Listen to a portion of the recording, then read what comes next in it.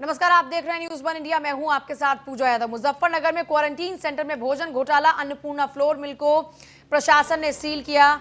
DM Selva कुमारी जे की संस्तुति में तहसीलदार सदर पर गिरी गाज। भोजन घोटाले में तहसीलदार सदर को किया गया निलंबित। एडीएम प्रशासन अमित कुमार सिंह छुट्टी पर गए।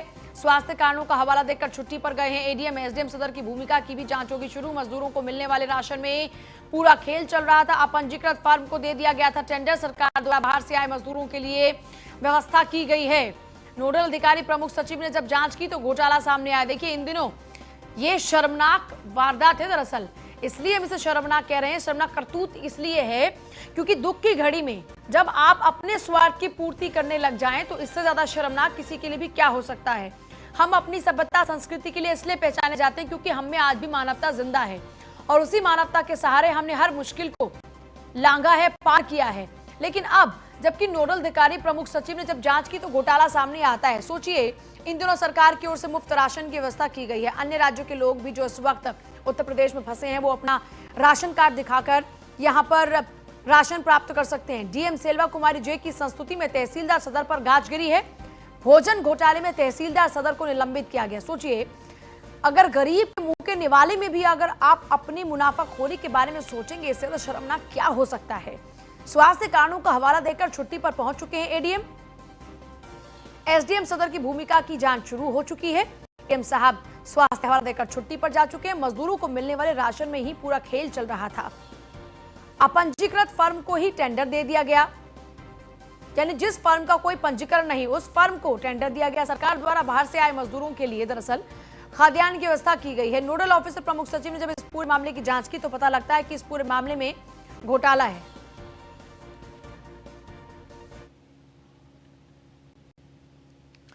और वही देखिए, लगातार हम आपको तस्वीर बता रहे हैं। इस बीच अगर मुजफ्फरनगर बात करें, मुजफ्फरनगर के अंदर भी तस्वीरें कोई बहुत ज्यादा अच्छी नहीं है।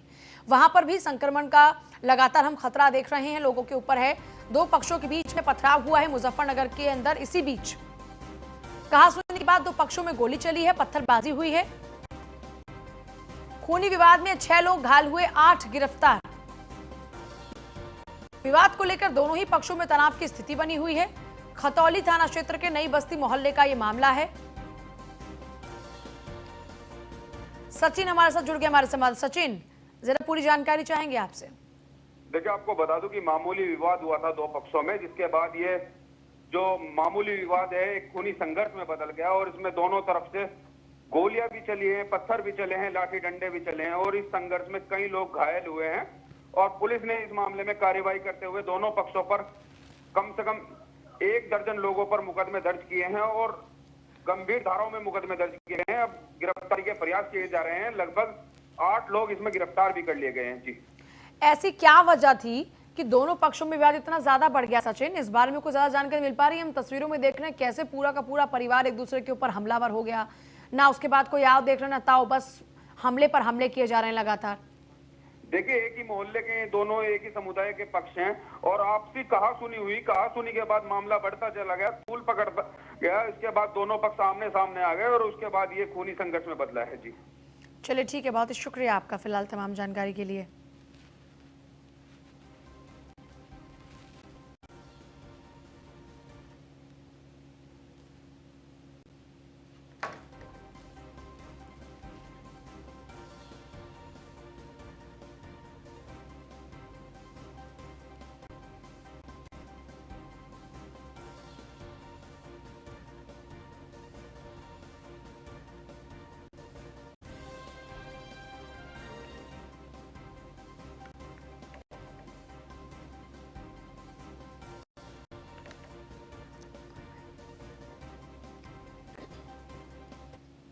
खबर अलीगढ़ से ले रहे हैं, जहां पर क्रिकेट के विवाद को लेकर पथराव, दो पक्ष आमने सामने आ गए और उसके बाद जमकर पथराव चला। पथराव के बाद कई राउंड फायरिंग हुए।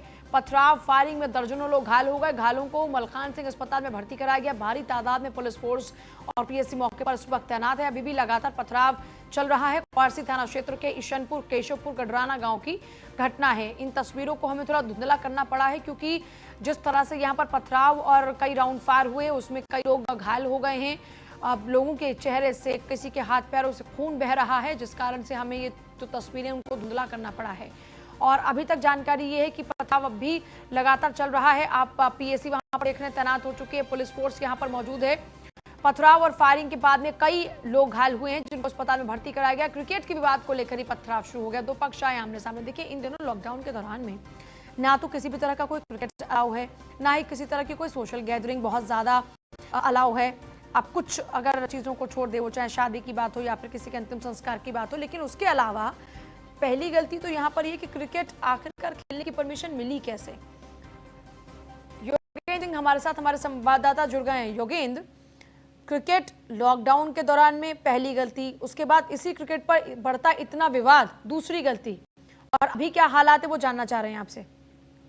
देखिए, ये काफी जो है दो लोग पहले आमने सामने आए, क्योंकि इस टाइम आप ये बात बेशक से सही है कि लॉकडाउन है, लेकिन जो बच्चे हैं जो गली मोहल्ले में जहाँ भी कहीं मैदान है वहां पर क्रिकेट अपना खेल रहे हैं, क्योंकि पुलिस का इंतजाम हर गली मोहल्ले बहुत दूर दूर तक नहीं हो सकता है, तो इस वजह से वो लोग अपना खेल कूद के अपना समय बिता व्यतीत कर रहे हैं। तो उसी बीच में जब वहां झगड़ा हुआ तो दो गुटों के बीच में जम के पथराव हुआ, फायरिंग हुई।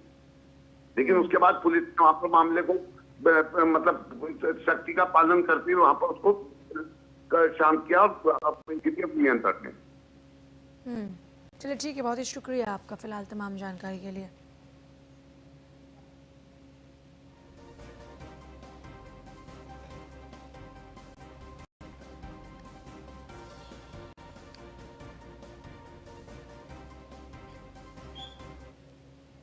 खबर कन्नौज से है, जहां प्रवासी मजदूर मौत का सफर कर रहे हैं। घर पहुंचने की जल्दी में वो लोग जान का खतरा उठा रहे हैं।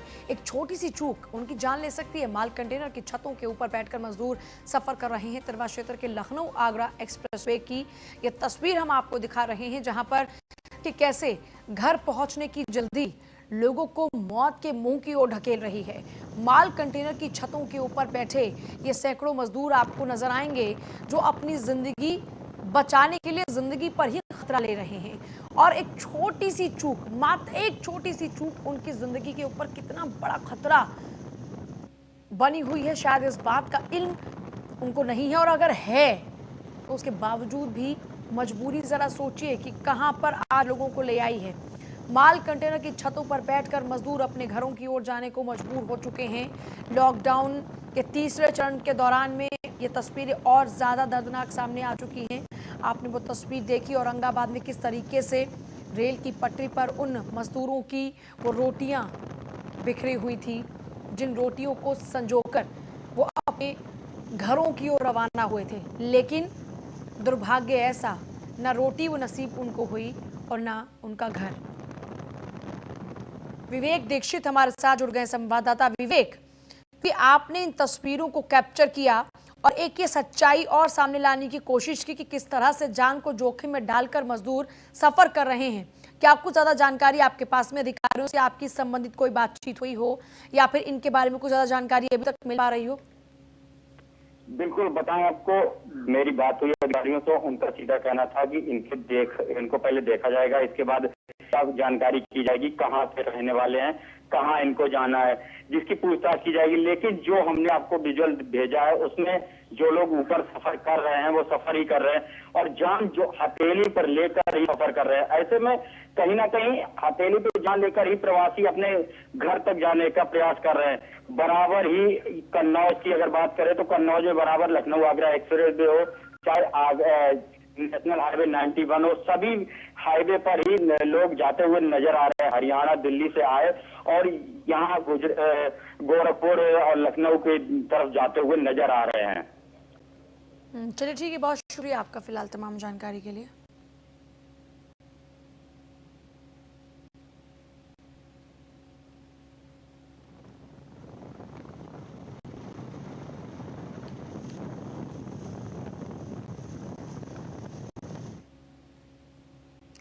खबर जौनपुर से है, जहां दबंगों का कहर जारी है। बदमाशों के हाथ में दिख रहा तमंचा।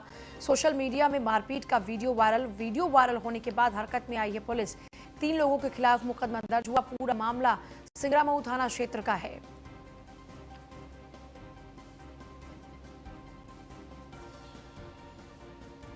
वीडियो वायरल होने के बाद हरकत में आई है पुलिस।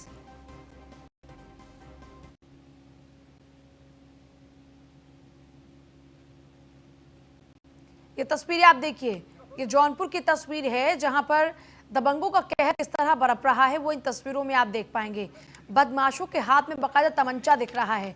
उससे पहले वो उसकी जमकर पिटाई कर रहे हैं उस लड़के की। 3 लोग एक अकेले लड़के पर जमकर हमला कर रहे हैं। उसके बाद में एक दूसरे लड़के के हाथ में तमंचा भी है और वो उस तमंचे को दरअसल रेडी कर रहा है ताकि उसके ऊपर इस तमंचे को ताना जा सके, उसे मारा जा सके। ये तस्वीरें वायरल हो रही हैं सोशल मीडिया पर। एक तरफ हम इस संकट काल में जी रहे हैं, दूसरी तरफ अब भी अपनी हरकतों से, अपनी आदतों से बाज नहीं आ रहे हैं। देवेंद्र खरे हमारे साथ संवाददाता जुड़ रहे हैं जौनपुर से। देवेंद्र, क्या कुछ जानकारी मिल पा रही है अब इस तस्वीर को देखने के बाद?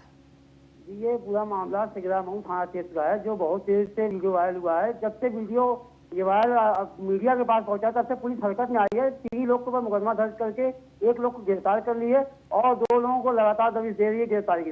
लेकिन सबसे हैरान करने वाली बात यह है कि खुलेआम तमंचा लेके 3 बदमाश एक लड़के को बुरी तरह मार रहे हैं।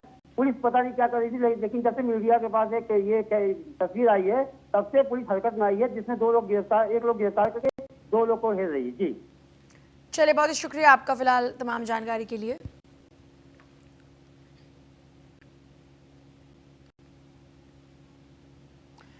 और उन्नाव में सैकड़ों की तादाद में मजदूरों ने फैक्ट्री के बाहर हंगामा शुरू कर दिया। वजह थी उनकी सैलरी का कटना।